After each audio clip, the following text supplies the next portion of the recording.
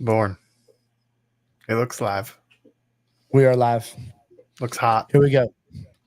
Do I look hot? Like, not that way. Don't ever ask Is me my that again. light? Ever. Oh, did I set myself up for that? I meant, is my light too bright? I don't think so. Okay. All right. Let me turn my notifications off here. Don't want to disturb. You'll get real mad if I'm disturbing our conversation. Ridiculous. So we're missing Quancy this week, but maybe we'll get him next week back again. Yeah, it didn't work out this week, huh? Yeah. Yeah, we got some other guests lined up though. We're gonna do so. You don't have to just stare at me and Justin, but we can hold our own for an hour. You got a hard stop. What do you have to do? I got a league tonight. We got bowling tonight. Oh, are you bowling or are you shooting a league? I'm bowling. Okay. All right. Yeah. This is for me. Oh, that's awesome. Like during the season, you're actually doing something for you. That's good. I'm trying. Yeah. I couldn't go last week. We were working last week, but I can go this week. We have subs, so. Okay. Well, try to make it, Yeah. I always want to do the men's golf league, but I'm always, working. But well, my face is not orange. I'm just been in the sun all weekend. It was a long. I mean, it's a little Oompa Loompa, like the original Willy Wonka, like the hypercolor. It's close to that. I know. Like I am like, I mean, I've been in the sun a lot. It was a long weekend. I know that color of your hat is that color. So definitely your skin is redder than normal. Yeah. Yes, yeah. I am. Well, and the thing that kind of snuck up on me was that it was overcast all weekend. So you don't think that you're burnt, but everybody got burnt because it just wasn't that hot. It was overcast but everybody got cooked. So I don't know. We don't get sunburn when it's overcast here. It's a different kind. Yeah, you may be too far north. You don't get those. Maybe we get more UV here or something. Yeah, I'm very pale. Yes. Yeah, but it was that was part of the weekend. Kind of the subject. We really don't need a subject to talk about. We can talk. Look, so I was telling somebody the other day, it's like we usually talk for 20 minutes after we get off the broadcast. It's so ridiculous. But just we talked yesterday, and I had a little issue this weekend. It ended up being fine, but just like customer and community expectations. I mean, it happens every time. I mean, it happened like I shot tonight, and there was no field, so I had to go shoot, behind the fence. They turned out great. It was no problem, but I sure wouldn't want to shoot a whole league. I've had leagues that go like, oh, you see we have a, what I love? Somebody says, I have a green space for you. You heard that one green before? Screen. I haven't. What is that? It's like, there's a green space that I think that it's going to be really good for you. And it's like always like the worst location ever. A green space is like literally a 10 by 20 area they want to shoot, 500 kids on. So right. That's always, as soon as somebody says I have a green space for you, you're in trouble. But yeah. But the thing is, like, I was wondering about like how much of the story can you tell me, which I was very entertained by. Very entertained by the story about the photographer of the year. Like, I don't want you getting any trouble, but it's talking about like the community expectations. Like, can you share a little bit?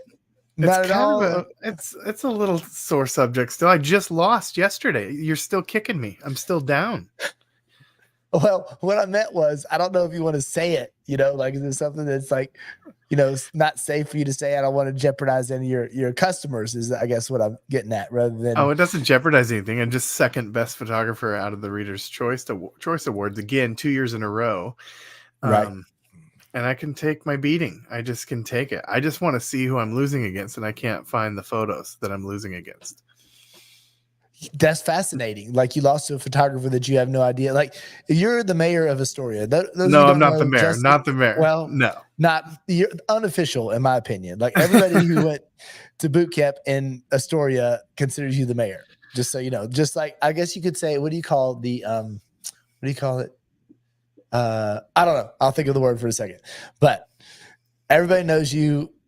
You know, they can't miss the beard. You have this awesome truck. You in town. You've been there forever, so everybody knows who you are, and you lose to a photographer that you've never heard of.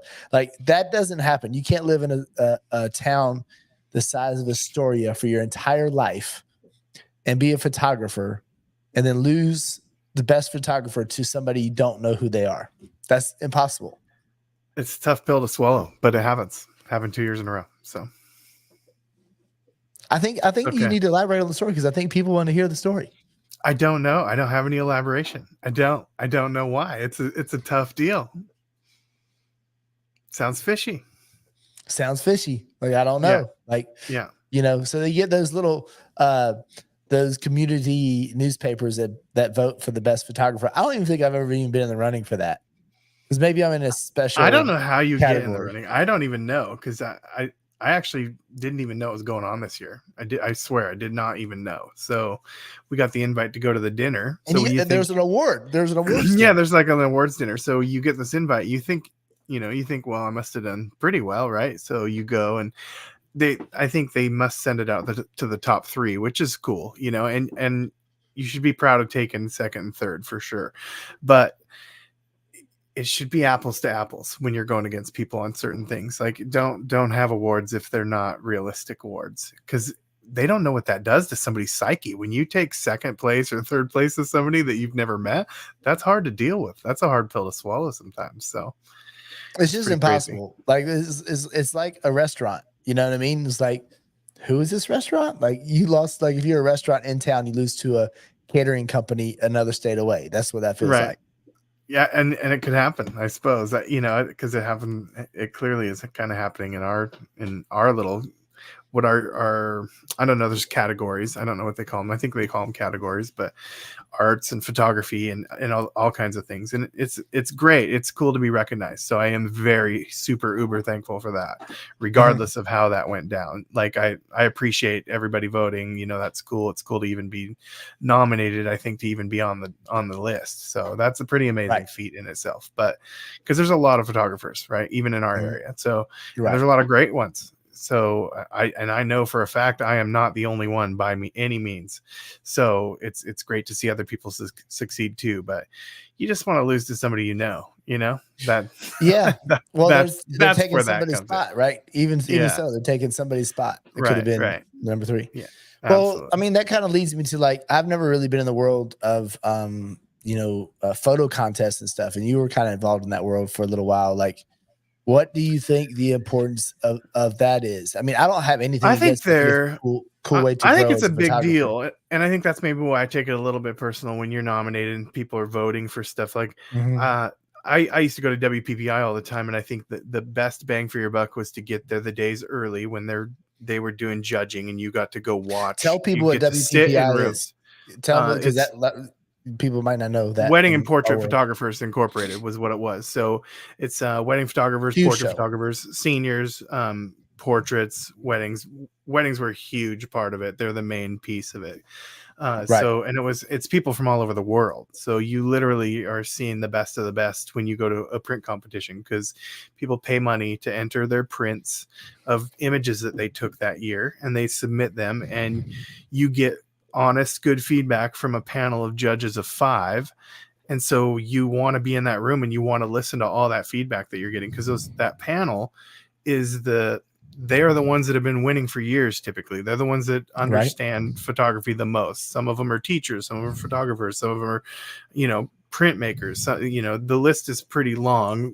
It's a pretty wide range, but they were all very gifted in their craft in some way when that competition was doing really well. It was really cool. Jerry Guionis is, I think, trying to fire it back up and get it going again. It lost its luster there for a few years. I don't really know all the ins and outs, but the wedding industry is a pretty fun one. And, you could learn a lot about yourself and about people around you just going to a print competition. There's more. There's other ones. Sync has a great one right now. Darty and Adrian down there and Heather and Darty's wife, they've been doing a great job, I think, of building that up. It looked really cool this year. It was cool the year before. So, it looked good this year. Like, there's places to enter your work to see where you can better your craft. We can all get better. I mean, every one of us can. I look at my pictures every single day, and the ones I took yesterday, I can pick apart today. So, and I think it's just from going to those print competitions and listening to the masters and listening and looking at the actual thing they're talking about while they're making their comments. It was my favorite learning experience ever up to this point in my career, bar none. It was the best. It was the best. Interesting. Yeah, I've never really entered one before. I guess I never really felt like I mean, some of those photos are really amazing. Like I never I guess I have some good photos, but I just never considered like, hey, that's so damn good. I need to put it into a print competition. You know what I mean? Like I never really felt that way because it's more of a volume thing. I think my photos are great in my world. You know what I'm saying? But I think there's so many talented people that maybe take more time with the subject, maybe a senior photo or they do a good job compositing. I'm not going to do that. And so I've always been like, yeah, it's not my world, but I like to look at them.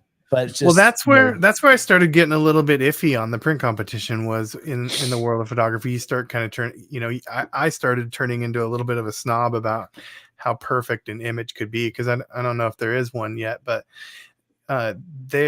I think there has been, obviously. I mean, there's prints that have scored 100, which is pretty amazing. Anything 90 above is amazing. Anything 80 above is good. They usually hang. You're looking for 70 above is average, right? Like you kind of think A, B, and C, like in school, similar to those kinds of grades. But yeah, so, you would always kind of know where you stood in the industry based on what your scores were in those print competitions. And I was very nervous to ever enter them. So, and then watching and seeing all the amazing prints and images, it can be overwhelming. But if you do it for your own personal growth and to feel better about your gains as you grow as a photographer, I think it's a perfect opportunity to do that for sure. And it's fun. It's fun to be a part of. Yeah. As long as the feedback you're getting is good, you kind of have to vet the judges. I mean, I think there's print competitions out there that I don't necessarily know that the panel is really, going to help the photographers very much based on their scores. They're just going to either say, wow, we love it, or no, we don't like it. There's in the print competition world and in that WPPI, and there's one in Europe that's amazing too.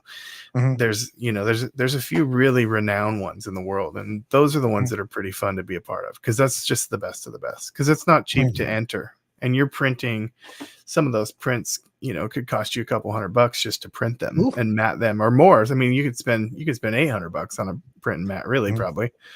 Just depends. But some of that paper gets expensive. Yeah. And it affects how your print looks. Yeah. And that it really gives you a taste for what an image should be from start to finish too. The digital world that we live in is great and everybody wants stuff now, but until you actually get the print in your hand and see it and use it and put it on your fridge or put it on your wall, or then I feel like it's never really completed, I love doing banners because we get to see them when you're done, when they're hanging at the fields that you go back to. That kind of stuff's been amazing lately.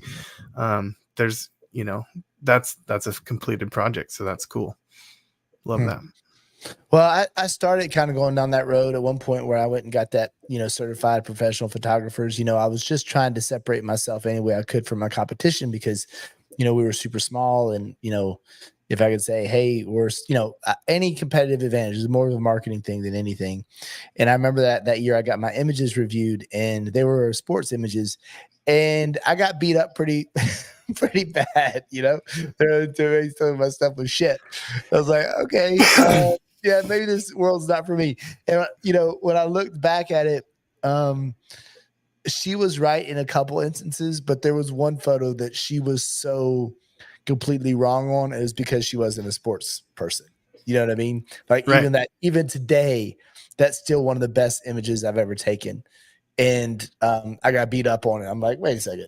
I don't think so. You know what I mean? So you're right. Like the person who was judging me wasn't in my world. So it wasn't quite, but they were right on some of the stuff. I was at the beginning you overprocess everything. Everything. You know what I mean? Overprocess everything. So this one particular image I didn't. It was just a beautiful image. It was an action photo. And that's still one of my favorites. And I got beat up on that one. And they're like, it was kind of sounded BS because she was like, well, do we know what the story is, what they're doing? I'm like, the kid's flying through the air, tagging the kid out, and the other kid looks like he's crying. Obviously, yes, we absolutely know what, it was kind of like a game ending. Yeah. She was trying to make a criticism up. She couldn't really give me a legit one. So she just made something up that sounded good, and I'm like, right. So, that just like, I just got turned off from that point. I'm like, this is, I'm just going to be happy doing what I, stay in my little volume world. I don't need to go compete with all these photographers over here. They're doing great work, but, that's not I didn't want to, especially starting out, I didn't want to concentrate any of my time away from my bread and butter because I needed money. You know what I mean? Yeah. And I was like, I don't need to spend time worrying about one image when I need to go and get more leagues, or I need to go, improve what I'm doing over here. So I just never really, so I gave up on it. But who knows? Maybe, but I do think it's a good idea for people to do, to help, get some honest feedback from a professional, and not. I think it's a terrible idea to go up on Facebook and ask for, "Hey, give me reviews." Yeah, right. I just you get a wide range. I've seen a lot of. It's made me angry before getting critiqued about stuff like. And maybe some of it even true, but I wasn't looking for it at that point either. So you got to be careful. Well, people, if you're searching for a critique, if you're searching for it, awesome. If you're not, leave people alone. It's fine. Right. You do not need. Yes, you don't need to tell them they're awful. They, if they love the image, they love the image. But the thing is like you don't know. Like the thing that I get aggravated with is somebody is asking for feedback, which is like really brave to do in a photography group. Just say like, hey, I'm new here. Can I get some honest feedback? You're going to get ripped apart 9 times out of 10. For sure. But then when you go back and you look at the photographers that are ripping them apart, I'm like, I don't think you have any business telling that, that's the part where you kind of get a little frustrated, like, okay, come on. So I think if you're looking for critique, you need to go to somebody who you admire their work, right? Like it's the same thing. If you're looking for advice, you don't just go out to Facebook and say, hey, can somebody give me advice on life? You're going to find somebody who you have respect for and you look up to in certain ways, and that's who you're going to ask advice from. You're not going to ask for somebody that you don't have any respect for advice. And I think you need to treat your photography the same way. Be careful with who you have criticize you. All of us have our own, personal self-doubts, and you sure don't need I'm sensitive. I'm weak. I don't want to subject myself to that. Right. Yeah, for sure. Yeah, me and Justin are both sensitive. Terrible. Sissies. Yes. Now the world thinks that sucks. Well, it is. Well, I don't know if you're sensitive, defensive, or work. I think it's maybe we just work so hard, and then if you get critiqued for your work, you're like, that was a hard day. That was a hard shoot. Like that was, we did the best we could. Like we did not mean to fail. Hard. Like we don't, Yes. It's true. Yeah. We had, I've never failed necessarily on purpose, right? Like I've always tried as hard as I could, even when I didn't know better. That doesn't mean I didn't fail. God, I fail on a daily basis. I think I told you last week. Was it last week? Did I tell you like how I go through those little manic things where I just do stupid stuff? I did with the truck, right? Like I put regular gasoline in my diesel Sprinter, which was a very painful experience. And every day since then, I've done something just so stupid. Yesterday, I was told I would record these videos for my customers with Photo Day, and I did 5 videos, and they're all great. Like, some days you're on, some days you're off, and everything was just fluid. I did like 6 takes, 5 videos, 6 takes. Each video is like 3 minutes long. So I did a really great job, and I was so happy. And I'm going to video. All right, I only got, it's gonna be quick to, edit, and I didn't record any sound, no sound. I had it plugged in. It's just I had the volume turned all the way down, so no sound. So I did that, and then Brad, I don't want to talk about that. The bill on my Sprinter, it was expensive. That was an expensive mistake. Were you able to add it to the loan? Maybe. It's terrible. Well, today I was sitting there fixing a barbell. This morning we had some people come over, and I have a little gym in the house, and everybody was working out, and I was fixing the barbell, and you have to take this little. Anyways, I'm not really that handy either, so I'm trying to fix this barbell, and I'm sitting on the ground. I just kind of drop it, and it pops up and hits the edge of my iPhone, broke. So completely shattered my screen. So that's how a grand. I mean, it's just, did you have insurance on that though? You're good, right? I had Apple Care Plus and it cost me $26 to get the screen's already replaced. Yeah, it's already good as new. So you're good. But it's just like every day I'm just doing I just feel like it's like part of the busy season. You know, when we get really busy, you know, my mind gets occupied. I have to really slow down and concentrate. I don't know whether it's like, I like to just say that if I was being nice to myself, I'd just be like, you know, I'm just a creative person and my mind just like flutters all over the place and I just can't concentrate, you know, but it's just you're too busy. You're just too busy. Just too much on my mind, just a dumbass. Like I could go that route too. That's usually the route I go, is just that, you know, but, yeah, we're talking about, you know, kind of the subject of the show is like, you know, Justin at the community story. And last year, I had that horrendous story about how I went and shot a league and everything was, I was supposed to be inside because of the cold and the rain. And then when I get it, they didn't open it until after we were supposed to start the shoot. And there's a lobby full of hundreds of people that I had to address. Tell them to like calm down and back up, give us some space. Yeah, we got them all in there, started setting up. We get 75% done and they say we can't shoot there. You have to leave. And so that was a nightmare because I started to shoot like an hour late and none of it was our fault. So this year we go out, we get there early, set up, everything's fine. You know, it's not the greatest location, but we were working with it. We got all the lines set up. You know, the lines in the crowd control is really important, super important. So once you get all that stuff figured out and in place, like you're set, you don't want to move, you know? And I'm shooting my third kid and a board member just comes out there. And I mean, as soon as they come out there and stand over me, I'm just like, we're moving, aren't we? And they're like, I'm so sorry. But you know, there was a field that didn't work because there was too much rain. They weren't able to clean it up like they would. So we had to move. And it was just like right at the beginning of the shoot when you have, like we had on Saturdays, usually the shoots are based on game time. So everybody has a game at 9:00, let's say. And so we have we have like 20 teams at 8:00 show up or 10 teams, you know, so it's just a mad dash. So it's that first hour to get everybody photographed and on to practice. So that put us behind. And it's just so frustrating, but it happens all the time. And it's like, Scott, when I was second, she was like, can't we just get through this first wave? I was like, no, when I get through the first wave, let's just move. And the board was nice. Like 8 people on the board came and helped us move and carry gear over. And we caught back up by 8:45. We were already caught back up. We were good to go. Yeah. But you know, if you spend 15, 20 minutes bitching and complaining about it, it's going to be even worse. You know what I mean? You just have to like, I've had that happen to me enough times to where I can handle it pretty good now. You know what I mean? Right. Like, okay, this is what this is going to look like. And I can tell the board like, okay, we're going to run behind. I need y'all to tell the parents that it's not our fault. You know what I'm saying? Like somebody hanging around the sales desk. If we were behind 20 minutes, I don't need people bitching at my staff. You know, and it's just part of setting up that. And, you know, Crazy usually does a great job of like setting up expectations. So, you know, we use a software that's a questionnaire. So we try to get as many questions or problems that we can foresee out of the way. So when we get there, we have the location, all the gates are unlocked, everything, the lights are turned on, all the good stuff that we need to have happen. And we try to do that as much as possible.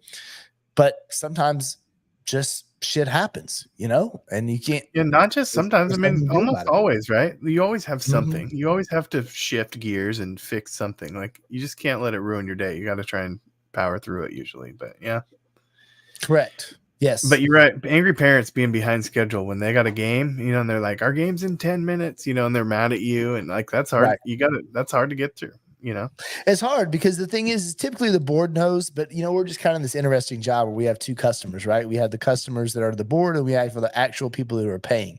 You have to keep them both happy. And if you run behind because you have to move locations, you know, the first group of people, they don't mind. But, you know, if you really got behind, if you're an hour behind, you know, because they made you move or something happened like it did last year, the teams that come up at 12:00 have no idea what happened to you at 9:00 in the morning. You know what I mean? And so that's where it gets kind of hairy. Like, this is ridiculous. I can't believe that y'all are running 30 minutes behind or whatever, but it was not our fault. and it's like, Yeah. you got to be careful because you can't be like, the board messed it all up. Go ask them. Like, you can't do that because they're your customer too, So Right. it's kind of a tough spot to be in. The only thing I think that's like you can do is just take great photos. If you take great photos, Makes up and then for a when lot they get them, that'll solve a lot of problems, right? People like kind of forget about the mess ups. Like, okay, these photos are awesome, so we're good. They don't always forget. Yeah, that's true. I love those comments where I love the comments like, man, this is so much better than last year. I'm like, well, I didn't think last year was that bad. That's hard to swallow. They're so used to different people every year. That's a bummer. If they get to that point where if you did come back 2 years in a row, it's kind of odd. So they lash out immediately at you. that's a bummer. Yeah. We have a new league. We don't have too many. We have, now we're at the point where we just add 3 or 4 a season, big ones. We got a new league coming up this weekend, and I'm excited about that. But it's, those ones I still get nervous for, like we do it all day. New, fresh. Yeah, they're new. Yeah, you don't know like how people are going to react. So they're going to go from paper order forms over to photo day. How's that process going to work? It's going to rain, so now we got to move inside. We can do inside just fine, but much prefer outdoor location. So it'll be a bit of a challenge. I don't really know. Yeah, so I have to figure out how to make it look creative. We have to shoot on backdrops, which I don't mind shooting on backdrops, just not preferred. But I like to. You just can't quite get as many angles, as you can with, outdoors to offer the variety. So we'll have to mix it up, maybe throw extra light in there and do some cool, what do you call it, profile shots or something like that. So yeah, you've been doing those a lot lately. Don't you do those for your gymnasts, right? So just incorporate pretty much for all players too. Yeah. And so when I have backdrops, I want to try to do something, that's a little that can create more looks. You know what I mean? Yeah. I don't want to just keep it like full body, half body, smile, game face. You get 4 out of those, but everything's half body for backdrops. We don't really shoot full body because we're going to be inside and there's going to be cleats on the floor and I'm not bringing turf. Like, Right. So there's going to have to be some things, but our backdrops look great. I mean, I think you can do a really great job on backdrops. Yeah, you guys got good ones. And you're shooting it 2.8 indoors, so you're blowing them out anyway, bokeh wise, right? So they look as realistic as you're gonna get, as long as your lighting matches the schematic lighting on the backdrop, you're good. We'll talk about that photo, some of that photo that you did.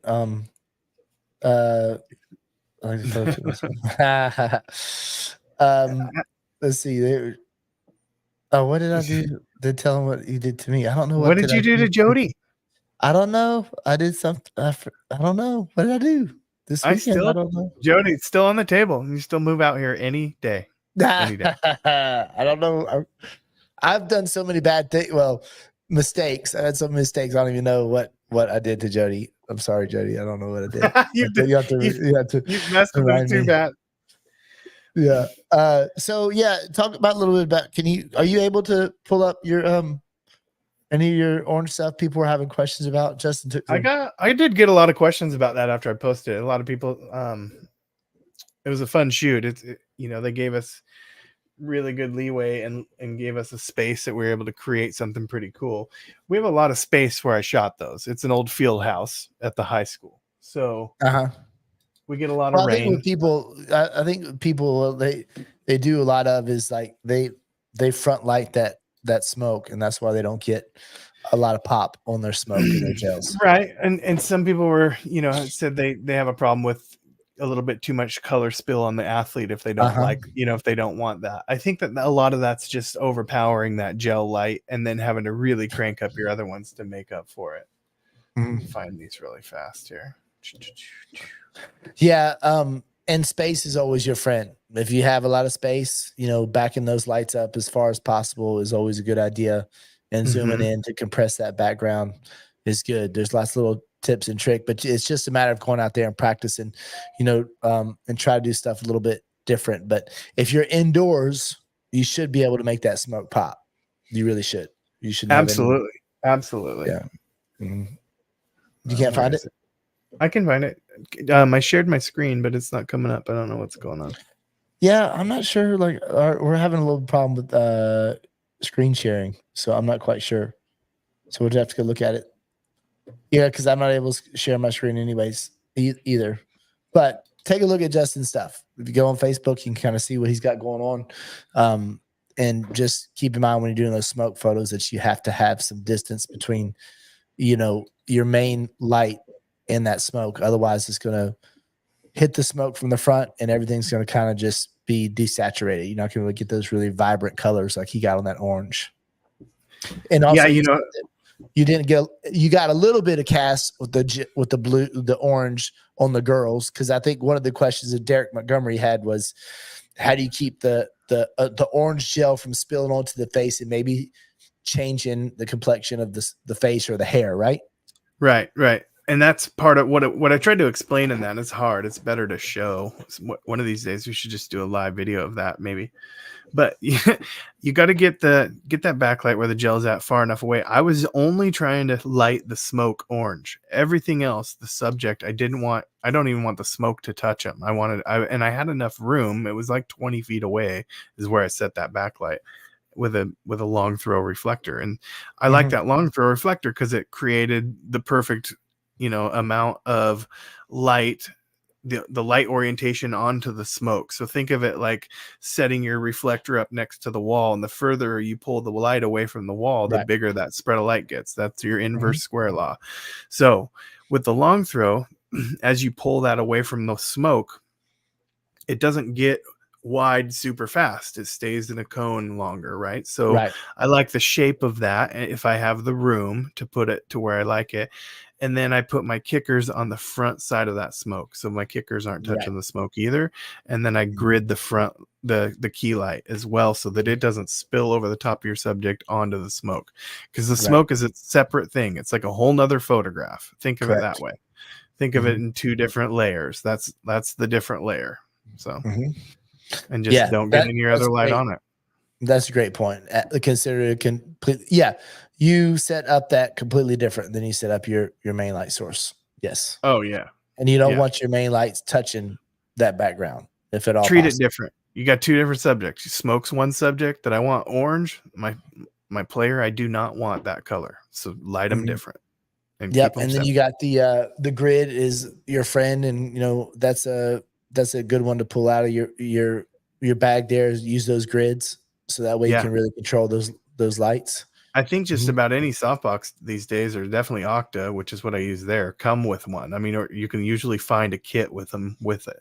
And I always buy it with them. Always. Once you start subtracting light from your photograph, when you start shaping light and subtracting it, now you're doing something. Yeah, that's when it looks super cool. Yeah. And that's always fun. Me and Justin both like to do that in camera, if at all possible, avoid the composites. Like, I have no problems with the composites. I don't. I do them, and I love them. I love the way they look, and they're fun. But yeah, I mean, I love the reaction the day of when I'm doing that. It's super fun. We had a great time. The kids love it. They look at the back of the camera. They get even more excited, and they try to outdo the next one. Your pictures get better immediately. I'm not saying that doesn't happen when you're doing composites, but it's a different feeling. It's fun. I like them both for different reasons, for sure.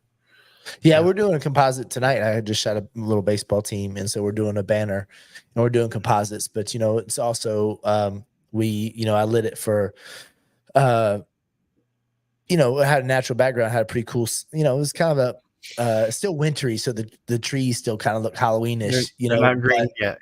Yeah. So it'd be better, but the sun looked pretty cool, kind of looked spooky. It was kind of cool. So I mean, the parents are going to get the option. They're going to have a composite and they'll have a natural look as well. So it's kind of the best of both worlds. But that's one team. This weekend we literally shot 300 teams. So that's with baseball here, we probably averaged 10 to 11 kids per team. So it was over 3,000 kids, and we're taking 5 to 6 photos of every kid. So that's 15,000 photos in a day, just minimum. Yeah. So it is a big. That's why I'm orange, because it took me a long time to take. We had okay. Yeah. So it's another. I did do that. Yeah. So we. Yeah, this is another dumbass thing. So we're using Imagine AI, you know, and the thing about we have our Synology server, you know, we store all our photos. But when you're using this AI, you export the catalog and you do it locally, you know. So once you do that, whatever, you know, batch of photos you're working on from your local computer, not the server. That's where the catalog lives, you know. So Jody put a bunch of images on there, and I took my computer with me to edit the photo. You know, I told you I messed up the video because I didn't talk. Yeah, I didn't do the volume. Well, I reshot all the videos and I took them with me because I broke my phone. So I reshot all the videos and I put them on a little disc so I could, you know, a little SanDisk thing so I could edit them while I was waiting for my phone to be fixed. And so I got everything prepared, everything I needed, you know, the mouse, like all the files, the photos, everything to do with the videos so I could redo them. And I go to get my phone fixed, and then I left the little SanDisk thing. So now and then you took the thing, but you didn't even need it because you forgot the thing you needed. I forgot the thing I needed. I forgot this. I forgot this guy right here. So I forgot this. That was it. So yeah. So my mind is not working right. Fix it. So fix it. I gotta do something. But I've been like, it's been great because we've trained more photographers, right? It's been really good because now we have 2 photographers. We have a bunch of individual photographers. So I haven't been on every shoot during the week. And Scott and Jody and Jamie are full-time people. They haven't been at shoots every night of the week. So it's been really, really good. Between the AI and training more photographers, I feel like I have a little bit of a life, even though we're really busy. So I'm real happy about that. Good. You need to do that. What, you need that busy? No, you need a photographer that can, your associate photographer. That's what you need. Kyra's working on this part of it. She even wants to change our logo already. I'm like, slow down. We just changed it. Kyra. Yeah, my daughter Kyra. She's my succession plan. So, I mean, it fits. That's awesome that she's wanting, like she's doing that though. Like she's buying in a little bit. She is. She's excited. She's doing good. You know, baby steps. Rome wasn't built in a day. Isn't that funny? Because, you know, it's like, I feel like every young adult kind of goes through that. I can't tell you how many employees we've had that really went through a rough time where you're like, yeah, you're not going to make it. You know, you're not going to be working here. And then they hit something happens. Oh, I've fired her twice already. We're on round 3. Like, it's nothing. It's not a secret. But like, yeah, right. I mean, that's part of that growing pain, right? I think that you get to a certain age in life where you realize your parents are telling you the truth. Like they want you to succeed. So maybe listen, you know? Mm-hmm. I do have one son who's in the real world now and got a great job, and he's struggling. He's struggling with life. Just life. Like, I have to work for the rest of my life. I'm like, yeah. Yeah, we told you. You do. Like, but the thing is, he's got it really good. That's the thing. It's like he's got. I mean, I envy him, like how good he's got it, you know. Yeah. But he just doesn't see it. Like this generation really struggles with that, you know. I feel like our generation, if you got a job, that was to be celebrated. Like if you had a job, like you are, you know. And I think that this generation really they value time off, freedom, friends, you know, way more. Yes, friends, way more. They do any job or growing.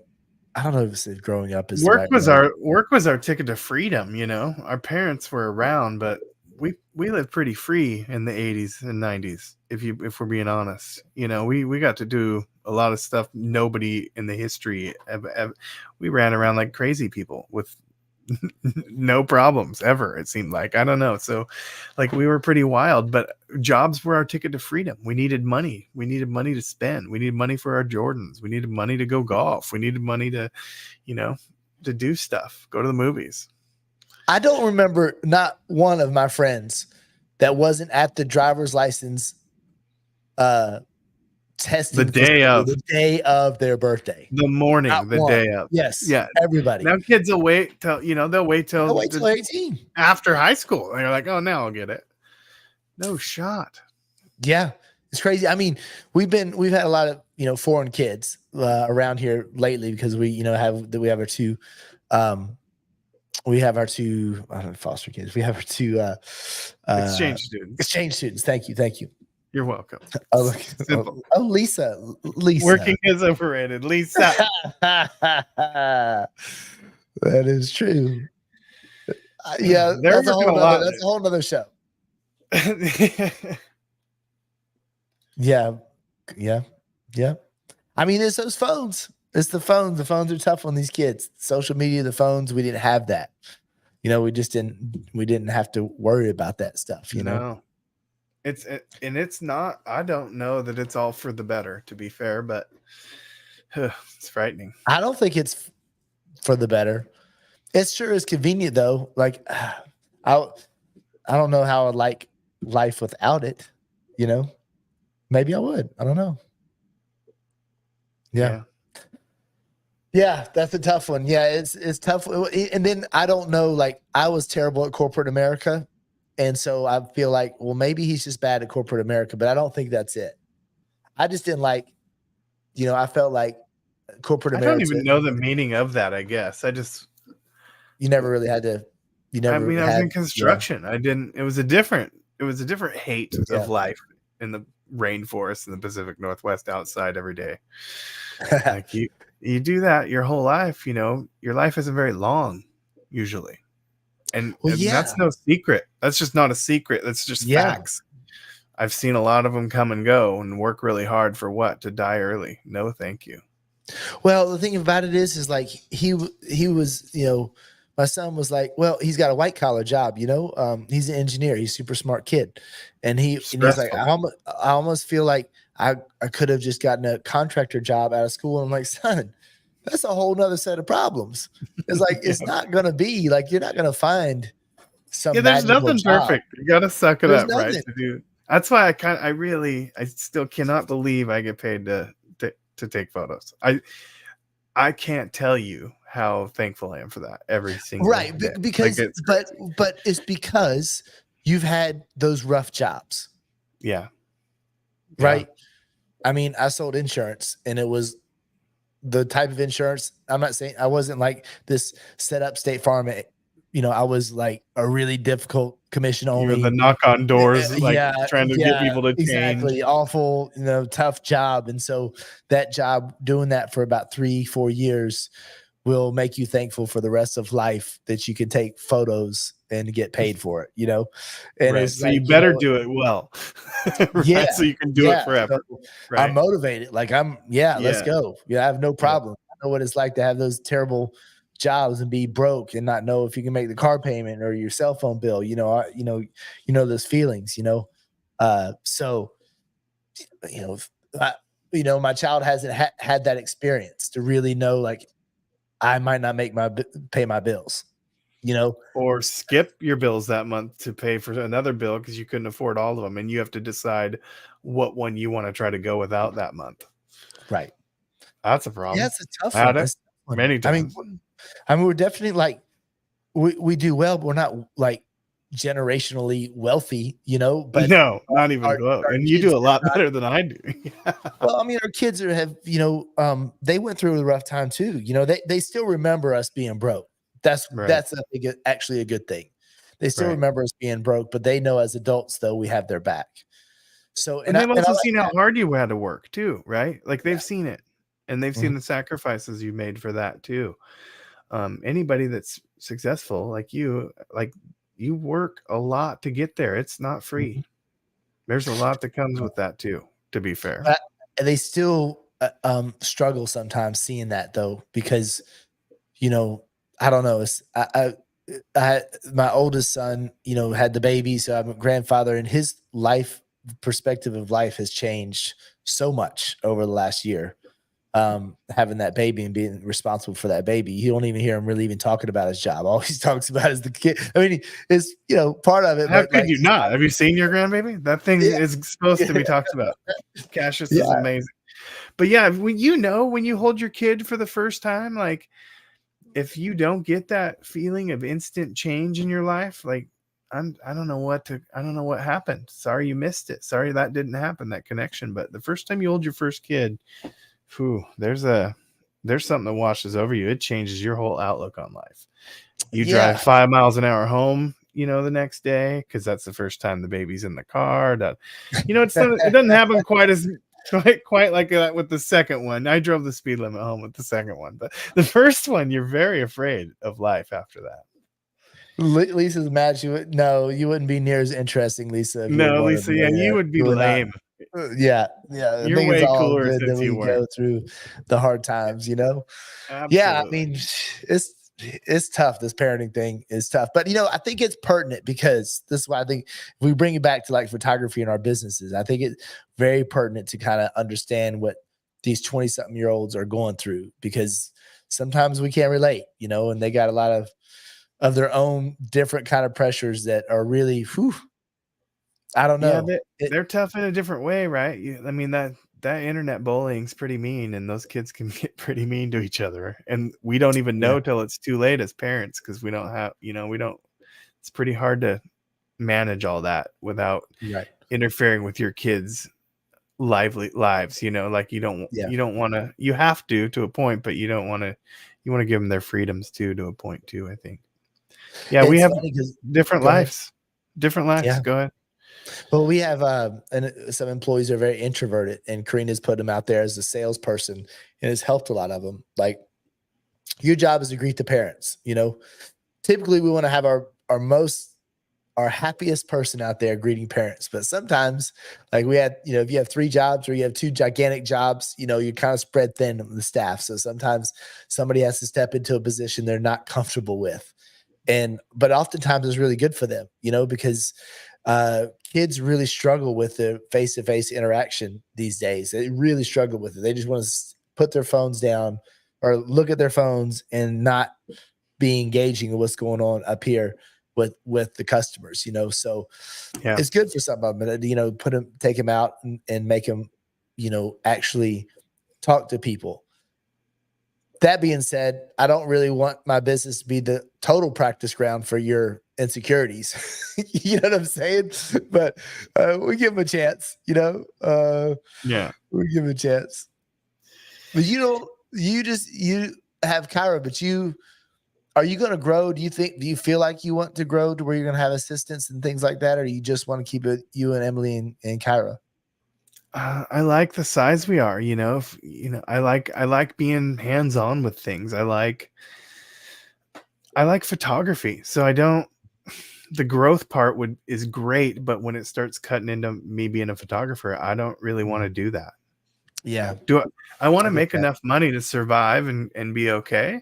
But to tell you the truth, like if I can just be happy and financially just be okay, I'm fine with that. To be fair, I don't need all of it in a big chunk in a dump truck full. Do I love money? Absolutely, I love it. But I really enjoy being a photographer. I don't know how else to put that. And so I literally feel lucky that I get to make money with it.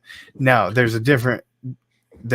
I do things that, like James was saying, do things that make you money, but then also, like we were kind of talking about last week, do things that you love with it too. Otherwise your passion will get lost. So yeah, I agree with that. Like I feel like we've grown a lot, and so we had to bring other people into the fold. However, I enjoy that too. Like we have 2 kids that are seniors in high schools that are really developing as photographers, and I enjoy that process. You know, helping them, like, and Jody and Jamie, who are 2 of our full timers, they're sisters, and you know, they went out to a lacrosse shoot yesterday, and they used to be super nervous about it, and they just went out and they kicked ass, and they're amazing. And it's like, y'all are so good. Like y'all, I don't even know if they realize what great photographers they are, you know? You know, we have a system, so it's a little you know, it was a little easier. Like, you know, they know what to do, you know, but at the same time, they're working in a system, but you still have to connect and create with the subject. And that's where the real skill lies, in my opinion. And that's the part that I love. Like, I did the shoot tonight, and being around those kids that are excited to take photos, like, that lifts me up. You know, it does. Like, and I have a hard time hitting that burnout stage when I go do shoots like I did tonight. It's just like one team, and all the kids are super excited. They're going to Cooperstown. We're doing a banner for them. The parents, coaches, everybody's excited. How can that not bring you some sort of happiness? You know? Yeah. And so that's why I think that I want a staff and I want people to help me, but I'll always want to be involved in the photography process because it's fun. It really is. Absolutely. Like, I like the people. You know, I enjoy interacting with the kids, and when you have a good reputation, people, you know, treat you with respect, and it makes it way more fun to do when and you can't fake that. Like, that's, you know, you cannot fake that as a human being. I don't think kids especially, they're like wild animals. They can kind of read your feelings. You cannot hide how you feel around kids. They know when it's fake. I don't know. It's amazing if you really pay attention. But I get them involved. I just had an amazing post today from the dance school we did last weekend, and I didn't even realize at the time, but there was behind the scenes going on when it happened. And then a really amazing comment was made about us and how, you know, Kyra and I were there and they loved us, and they, you know, we try and get the kids involved. I want them to see the magic of photography, and I love when they smile when they see it, and it's fun to do. And so when we're at that level and everybody's having fun, it's going well, the pictures are great, people are involved, they feel like it's all about them, which is what it is. And then it's just, that's when it's the best. That's when photography is at its best. Yes. And that's when what we do, it can't, I don't want to do anything else ever. I mean, if that's how it always is, that's amazing. That's not how it always is, but when that is happening, it's incredible. Sometimes you set up and people ask you to move. Yeah, and then everybody's mad at you the rest of the day, and it really was out of your hands. Yeah. Well, you know, night was great, but you know, I had this one lady make a comment, and the son was asking me questions, and he wanted to do, you know, some pose where he wanted to act like the bat was a telescope or something, you know, cheesy for his friends. Like, okay, that's fine, but let's do my poses first, and then you can do whatever you want. You know, I don't mind. And the mom was like, just listen to him. Just listen to him. He's been doing this a long time. I'm like, I guess that's good, but a real emphasis on long time. Yeah, that means you're old. The long was like 30-second long. Like, I guess I have now at this point. Like, literally, I have a couple of kids that are working for me that I took their preschool photos. You know, so yeah, we've been doing it a long. Now I'm officially have been doing it for a long time. But there's still those photographers out there that are still talking about film, and I have no idea about film. You know, so yeah, we're still somewhat newbies. We're not, you know, me and you both picked up digital cameras for the first time. It was, you know, we had no idea what. Yeah, I wasn't playing with film. I was not. I mean, I did. I've taken film pictures, but I just took the roll down to Rite Aid, you know, or Payless or wherever, Walgreens, wherever you take your rolls of film to get them processed at the Hour place. That's where I took it. That's all I knew about film. So I didn't mess. Yeah, we took it to Eckert's. Drug. I don't think Eckert's even in business anymore. Yeah, drugstores always had the film emulators, right? Like always. Yeah, and there was Wolf Camera. Did you have Wolf Camera? Yeah, well, I think Wolf Camera was out here. Yeah, yeah, they were huge. That was a whole like that story. I'm pretty sure. Fascinating. I think one of the F-Snipers guys was started at Wolf Camera, or maybe both of them. I can't remember. But that was their first, you know, like photography jobs was working at Wolf Camera. That's kind of pretty crazy. Yeah, that's crazy. Yeah, and now I don't know. I wonder about. I guess labs are doing fine. I mean, labs are doing fine. It's just I know that volume photographers are going more digital. I wonder how that's going to affect labs in the long run. It's got to hurt them, and that's a real bummer. I do not like that. I mean, like we just talked about in the beginning, you got to print them. We talked about it with James too, right? Like the importance of the. Yeah, I mean, my dad's birthday was this week, and you know, he passed away 19 years ago, and I wanted to go to my mom's house, and I just wanted to dig up some old photos, you know, and it was great to be able to do that. I went up there and I found some gems, you know, Nice, and nice. old albums and things like that. And, you know, kids aren't gonna, I guess they'll have it digitally, I guess, but I don't know, man. Just those prints, like literally find a photo of my dad that I wanted to see. It was him at our wedding. And I was like, you know, I put it in the car and looked at it. That was great, you know, and you're not going to get that from a digital file. My mom sent me a picture, texted me a picture of the of something in middle school just today that she took with a Polaroid. I got a text of that. Pretty incredible. Now say that again. Your mother did what? So my mom took a Polaroid picture of me like in middle school getting some award and sent it to me. And so I looked at it. Let me see. Did you have a beard? No, I did 6th grade. Nope, this beard didn't come till way later in life. Let's see it here. This is when I say smile and mean it to these kids. This is what I mean. Oh, there we go. Zoom in on that puppy. I gotta see it. I don't know if it'll zoom in. I gotta hide my face. No, there we go. Oh, that's great. Look at that hair. See my award. Yeah, that's awesome. Well, those of y'all don't know that Justin is like he was like almost a professional bowler too. So he has to leave in just a minute because he has to go bowling. But he's I think we got time. We got time. I think he's bowled like a 215 before. Yeah, one time. He averages about 130. 125. Those are all lies. He's like, how many 300s have you bowled? I don't. Just one. Just one? Yeah, just one. But that's still like that's a huge accomplishment, right? What is the equivalent? It was in a tournament. One? No. No. I don't think I think it's better than that because anybody can make a hole in one in golf. Even a 25 handicapper can make a hole in one. I think anybody can throw 300 too. Like it happens a lot. No. It didn't used to happen very much. It did not used to happen. Now it happens all the time. It's not even like do you think you used to get at the local bowling alley, you get $500 for rolling one. Now you get nothing. They used to give you a ring with like USBC would send you a gold ring if you shot 300. I have anyway, so they would send you a gold ring. You didn't even have to pay for it. That's how hard they were to come by back in the day. They had to get rid of all that. They were losing losing money bad because once balls started getting better and reactive resin balls were getting made and they switched away from the older models, and then the lane conditions changed, lanes changed, all this other stuff. The sport just changed, and it got, for all intents and purposes, easier. The balls were more reactive. They were stronger to the pocket.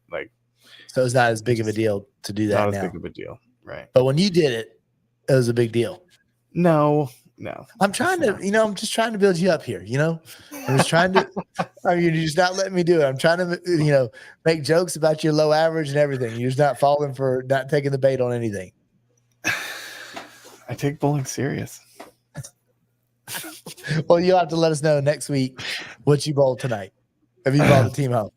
The Big Lebowski. We're in first place. So, all right, that's fantastic. All right. Well, we're an hour, so it's good. Like, I don't know how much photography chat. I think there was some photography stuff in there. We got some good stuff. A little bit. We talked about the smoke. Yep. You talking about importance of creating lines and making sure that your people are going the right direction. Yes. And then you have to move. I think the employee thing is a big deal too. Like, kind of understanding this generation, because if you're going to find assistants and you're going to work with kids, you're going to have to, be empathetic to what they're going through, even though we're a little bit, I think maybe every generation can say this, but I feel like we're a little bit harder than they are, a little tougher. Yeah, they went through some stuff, especially the kids that are different ways. Well, yeah. I mean, you think about the ones you're employing right now, the age group that they are just getting out of school. There was a 3-year period where school didn't really exist for those kids. Life's different for them than it is anybody else right there. Nobody I know did that.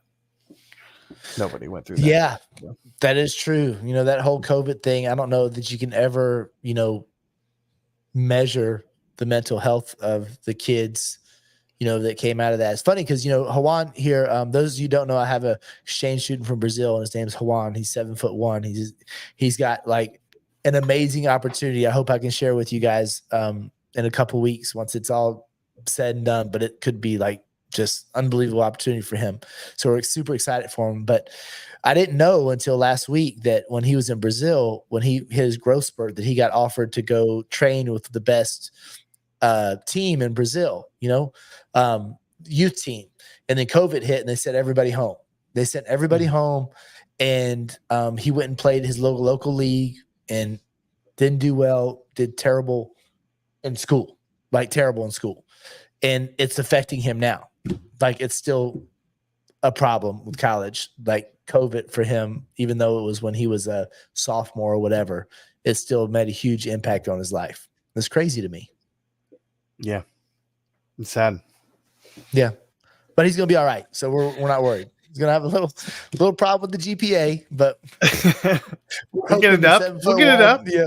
Yeah. Who cares? Have you seen him dunk? Who cares what his GPA is? Just throw him the basketball. That's what I'm hoping we're going to see. He's going to get ready to go on a team with some unbelievable point guards. It's going to be awesome. So we're really excited for him. So we'll see what happens. Nice. All right. We'll go Bowl. Good.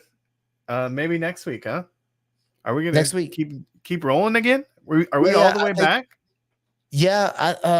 There's 1 week we have spring break, and then I have to go to Florida. Then I have to go to Tennessee in a couple weeks. But yeah. It's a lot of traveling, but yeah, next week for sure.